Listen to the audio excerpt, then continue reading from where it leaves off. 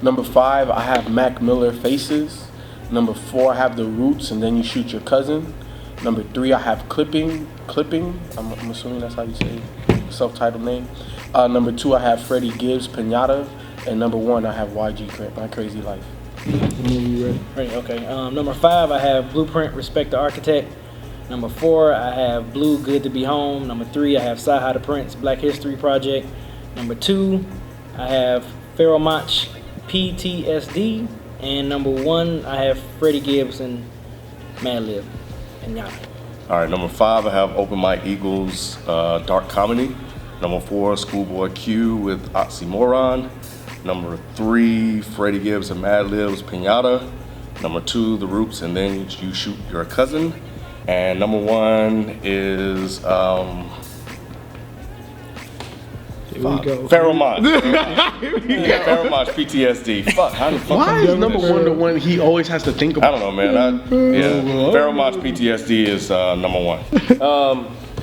Number 5, I have Moody Black's Nausea. Number 4, I have Cunning Linguist, Strange Journey Volume 3. Number 3, I have Open Mike Eagles, Dark Comedy. Number 2, I have Atmosphere Southsiders. And number 1, I have Sage Francis, Copper Dawn. There's always something happening with Ken's top pick for some reason. Every fucking time we do this shit, whether it's mid-year, end of year, I don't understand Ken and number. You know, he's like the Cleveland Cavs. He can't draft number 1, so it's all good. I picked YG My Crazy Life, man, number 1 because it's the album so far or the hip hop project that I go back to the most. I just feel like it's like a ghetto version of Kendrick's story, and YG and DJ Mustard, right? Yeah, DJ Mustard. Yeah. I just feel like the synergy between, like, they just brought it in together, man. And almost all of my projects, with the exception of Mac Miller, I felt were like all projects that they just hit their mark. Like, this is what we wanted to do, and I felt like they hit it. Like Freddie Gibbs and Madlib, Pinata. I think that's what on your list? Number 2. Mm-hmm. That's number 2 on my list, and I think Mike, did you have that one on your list? Pinata? He didn't have Pinata. But 3 out of the 4 had that one on the list, so I think that just speaks to how good that album was. Clipping is something that I guess I don't want to get too much into it because we haven't done the review on it, and that is coming too. The Roots, and Then You Shoot Your Cousin. Did you have that one on there? Oh. You did? So 2 out of the 4, so half. You know what I'm saying? Me and Ken had it on there again. What on your list? That's number 4. I'm going from 1 to 5 now. The Roots, and Then You Shoot Your Cousin. Again, I felt like this, you know, I even said in the review, I don't even know if I could, you know, all the way call it hip hop, but as a project, you know, listening to it more and more and more, because I went back, I feel like like now even more so, there wasn't enough Black Thought on it, but I understand it, and that's the reason why I still made my top 5. Mac Miller Faces is something that we didn't review, but I thought it was dope, and for me to date, that's his best project so far. 23 tracks, that's a lot of damn tracks, but yo, yeah, it's crazy. God didn't review that shit. Thank you, it's a lot. I like it too, but it's a lot, man. It is a lot. It's a lot to take in. It is a lot to take in. That's his best project so far? I think so. I think that his verses, the production, I just thought overall, beginning to end, it was where Mac wants to be now. You know, because like when you listen to Blue Side Park and you listen to all his early shit, you know, he definitely took a turn to the darker side. And I think that this project embodies that. You know what I'm saying? I think how I said on his last album, watching movies with the sound off. Watching movies with the sound off. That I felt like his flows and everything started really catching up, and I think that on this project with the beats and the lyricism and just everything, I just think that he's continuously taking steps. So I definitely had to put him in my top 5. This was it's been kind of a weird year for me, man, in hip hop, because when I was really putting together my list, I wasn't able to really find a lot of projects I liked, or find many projects challenging for a spot. you know, it was pretty much most of the ones that reviewed that I liked and you know that I listed outside of Open My Eagles, Dark Comedy, and that one just dropped a couple of weeks ago. But it's one of the ones that I found myself going back to the most ever since it dropped, and listening to it and listening to, you know, just almost like you look at the title and it's like for him is I laugh to keep from crying type of concepts and the different themes and stuff that he's exploring within this album, you know, and really you think about him and like his mind state of like where he has to be to write and craft some of these songs. And I think it was one on there, the Idaho song is the one where he's talking about it's a bunch of friends and, you know, it's just, this is what I got out of it. They're on this road and it's late night in the morning and they're driving and, you know, while he's driving, everybody's asleep. And, you know, he was like, you know, you was sharing these things with me, and now all of a sudden you're sleeping, I got to drive by myself. And, you know, he's talking about the fear of driving at night, man. And, you know, I remember just doing that. I remember in college, going up to New Orleans, 3 hours away, and then partying all night on up there, and then driving all the way back at 4 something in the morning. But yeah, it's a really good album, man. And where did it land at on your list? Yeah, it was number 5 because I haven't had a chance to really listen to it a lot. It dropped June 10th, I believe. But like I said, it was one that I found myself revisiting a lot over the last few years, last couple of weeks, because there's a lot there that you know, for me, I keep trying to pull out. You know, with some of the songs, I still don't know what Deathmate is about. But yeah, overall, I think it's a really good album. I think people should definitely check it out. But like I said, the first 4 projects, and why I kind of, you know, drifted off that was just stuff that we've already reviewed, and they just stuck. Like, since those reviews, I haven't had many other albums that were challenging for a spot. I was surprised that Sahaya was that high on the list. Actually, I had to, you know, because like usually when I know we can ready to do our mid-year, I got to listen back to like albums that came out this year, and when I came back across to this one, I was like, holy shit. Like, it was, you know, it's just like that shit that just, you be like, oh damn, this song, oh damn, this shit was tight. Like, you know, you just coming back, I'm like, man, and I'm like, this is a tight ass mixtape. And just I remember when we was getting ready to review it, I think we like, all of us praised it. And then I just had to, that was one album, mixtape I had to go back and listen to, and I'm like, yeah, this shit was dope. Blue, I loved the Blue album. You know, I didn't have an issue with the beats. It was good. No, I'm just saying. I mean, the beats was good. Blue was incredible as usual, and for it to be a double album, not many double albums that you like a lot. That you like, okay, I like a lot of these songs. A lot of these songs that I actually really like. I rarely skip. This is pretty much damn near a non-skippable double album. And Blueprint. That's major for you to like short albums too. Yeah, but it seemed like 2 short albums because it was a double album. It wasn't that long. You know what I'm saying? Like the first disc was only 10 songs. You know what I'm saying? It's 2 short albums that make the long album. It's 2 short albums. So because it's 2 short albums, because it's one album that's long. That still feel like it's longer than that. You know what I'm saying? So it didn't seem super long. It didn't seem that bad. Right. So, but yeah, Blueprint. That was an album that I actually enjoyed a lot. I love that. Blueprint, Respect the Architect. Oh, Blueprint. Yeah, what you thought I was saying? Nothing. Well, he was talking about Blue just now. I thought you. But then now he's talking about skipped Blueprint. ahead. Yeah. Oh, sorry. I'm sorry. No, I would just. No, it's my fault. Oh, You yeah. ain't paying attention. Get out your I phone, wasn't. ho. I'm sorry. Speaking Blueprint, Respect the Architect is another album that I like. That was short. You know, so I love because he produced the whole album using this MPC 2000 XL. So I love the soul sampling chopping that he had on there, and this rhyme. Listen to it. You haven't? Yeah, fucking good. Man, check that shit out. Check it out. I should have dragged you to the show. I didn't think about it. I didn't know you liked Blueprint. Oh yeah. It was actually 3 albums fighting for that 5 spot. It was Blueprint, Respect the Architect, Step Brothers, That's and cheating. Go ahead. oh, man, shut up. It was Blueprint, Step Brothers, Laura Stapleton, and Congolese Strange Journey Volume 3. So that was, but I think when I listened to Blueprint like 2 more times, I like, yeah, this is it. This is gonna be my top 5 for mid-year. So it's a little different for you than Ken then, because Ken said he felt like it wasn't anything like that was fighting. yeah, hip hop. it was some albums that was fighting for me, at least for my list. So Right. that was, if I want to slide in those little honorable mentions, that's why I just threw that honorable mentions in there right there. But and Madlib and Freddie Gibbs, that was another one where you saw the collaboration. You was like, is it gonna work? But then when them two made that album, man, it was just like, it was almost like it was meant to happen. Like it should have happened like years ago. You know, it's, you know, it was good to hear Freddie Gibbs spit over some smooth soul gangster shit and not no trap beats or whatever. So where'd that land on your list again? Huh? Where'd that land on your list? That's number one. Number one? Yeah, that's number one. I mean, just for Madlib to craft those beats just for fit for Freddie Gibbs was just crazy. It just seemed like it was just a match made in heaven for them to work together. So I thought that was awesome. What was my number 2? Oh yeah, Pharoah Monch. Yeah, that's.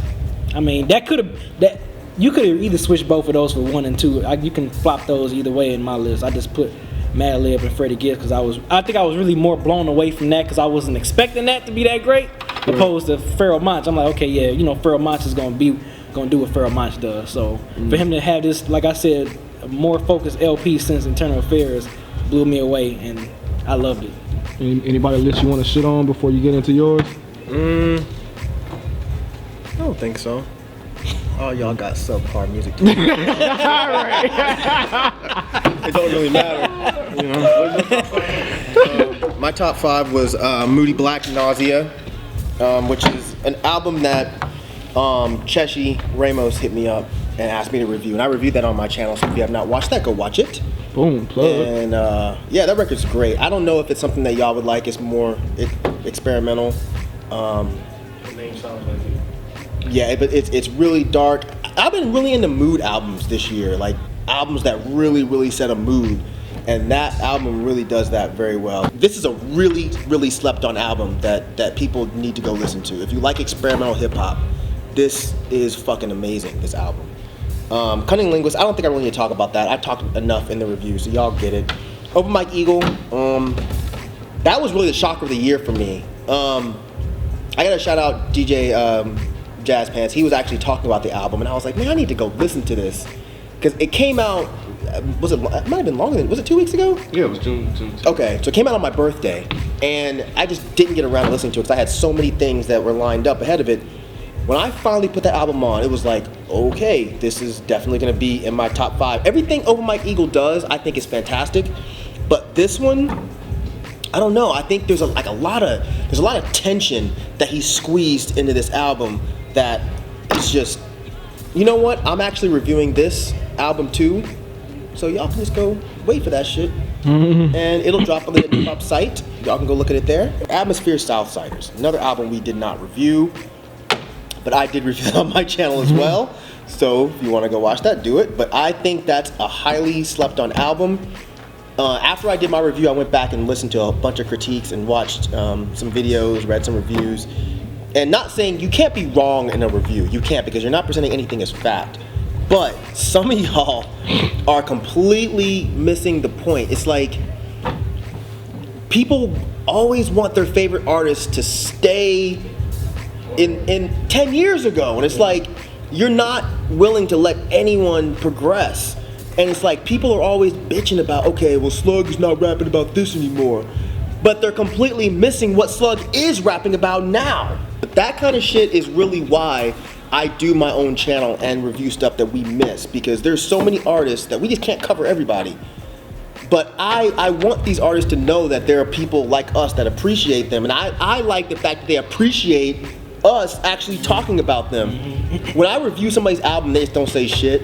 Like, even if they say, hey, fuck you, you got it all wrong, I take it, you watched it, cool, whatever. But when they actually take the time to say, yo, I really appreciate you reviewing my album, thank you. Yeah. That means a lot. Not that I'm doing it for that purpose, but I'm trying to get the people that I love, I'm trying to get them more fans. But yeah, moving past that, my number 1 was Sage Francis, Copper Gone, which another album, again, that I reviewed on my channel recently. That album floored me. Sage Francis hasn't been in the, it blew me away. Sage Francis hasn't been in the game in like 4 or 5 years. And this album is phenomenal. And I think the reason we were talking about relatability earlier, and this is an album that I can 100% relate to. The greatest thing about this album is Sage Francis is a really honest MC, which I don't know if anybody here is even listening to him, but he's on here and he's showing you that he's a crazy wordsmith, because he used to be a battle rapper. He's also been a slam poet. He's done so many different things. So you have him starting the album off with him just spitting raw, telling y'all, look, I'm a fucking dope ass MC and I'll murder any of y'all. He also has these songs where he's talking about breakups and being frustrated with how his life is. And that's not something that many rappers do. I put him in that same category as Slug, where it's like, yeah, you're emotional, but you're not whiny. There's a big difference. He's probably one of the most honest MCs out. And if you listen to this album, like, the one that got me the most was, and this is on my review, but I'll say this real quick. He has a song where he's talking about had his heart broken, and the only person that was there for him were his cats. And for a rapper, a male MC, to put that on wax and be proud to say something like that, like, I think that says a lot. But the thing about it, Sage Francis, he's never been afraid to be overly honest in his music. And I think this album, for a 2014 rap album, is so, like, just unashamed and just so openly honest. I love it. Every single song. And again, when you look at a rapper like this and you're just like, oh, he's soft, he's talking about his feelings. Listen to his other songs where he's just spitting his ass off on the same album. Like, he has songs where he's telling you, don't fuck with me. Don't fuck before we dance and all you get is trampled on. Like, he will fuck you up on a mic. It's a balance. It's a perfect balance. You have songs about him murdering MCs, and then you have songs that are relatable where he's like, I'm a fucking human being too. This is shit that I've gone through and I feel like putting it on wax. So yeah, I'm always been a fan of really honest MCs, and I like when one is honest enough to put something out there that most rappers would not talk about. And this is, just like I said before, this is what I've always expected about Drake. It's just that Sage Francis does it better. Clearly. So my question, Isaiah Rashad, Sylvia Demo, you know, it didn't make it top 5, and you was very, very, very, very, very, very high on it. So I just want to know why. Why it didn't make my top? To be honest, this list was extremely difficult for me. Like, this has probably been the hardest since we've been doing this list. Because there are a lot of albums, not only that are already out, that I was like, this is tough. And then there were albums that literally just came out like a week ago that I wanted to put on this list, but I was like, you know what? I haven't sat with those albums long enough for me to squeeze those in just yet. I guarantee by the end of the year, my list will be completely different. And that's what happened with Isaiah Rashad. I still love that project. It's just these other projects that came out just knocked it off its box. Because it's like, I still listen to it, but nowhere near as much as the ones that are on my list. Like Moody Black, I play all the time. I love that shit start to finish. It's phenomenal. Would Isaiah Rashad right now be in my top 10? Absolutely. It's just not in my top 5. Is there anything y'all think off the top of your head that's coming out the remainder of this year that y'all think that might be in that top 5? Shit, easy. What? Logic. Crit and Logic. They both dropping albums. So, you know, and us getting a little preview of the Logic album. I'm really looking forward to sitting down and listening to it. You know what I'm saying? About Ab-Soul, which I Ab-Soul too. I'm looking forward to J-Rock. Run the Jewels. Yeah, that's the only real. I mean, yeah, Run the Jewels too is definitely. Run the Jewels too. That's coming out this year? Yeah, it's supposed to be coming out this year. That new Cage project too, The Kill, the Sam Hill EP, I think is gonna be really interesting. Carter 5? No. I'm interested to see what happens. That ain't gonna make your damn top. It's not gonna make. I'm not even gonna say that. Exactly. I'm not even gonna say that. But I'm like 80% sure that it won't. why 80% sure? Because Past experience. Yeah, exactly. Like Wayne hasn't. No, man. No. He. So There's you don't a lot that like he what has he's to been prove. releasing lately? I do. Like, remember I said when that first EP that he dropped like the beginning of the year or whatever, I was like, look, he sounds sober, and that's a step in the right direction. And every feature I've heard of his, he's definitely getting back to a point of respectability for me. You know what I'm saying? Like, I can listen to him and be like, okay, Wayne, you did your thing on that. Instead of like just thinking like you're a drugged out rapper right now. So, you know, I don't know what to expect out of the Carter 5. I expect it to be better than the last Carter. That's all I expect. What do you guys think of the year so far? Looking back. For me, it's been a damn good year. It's been a good year, especially for indie rap. For, you know, your backpack type shit. It's been a good year. People have dropped some great records.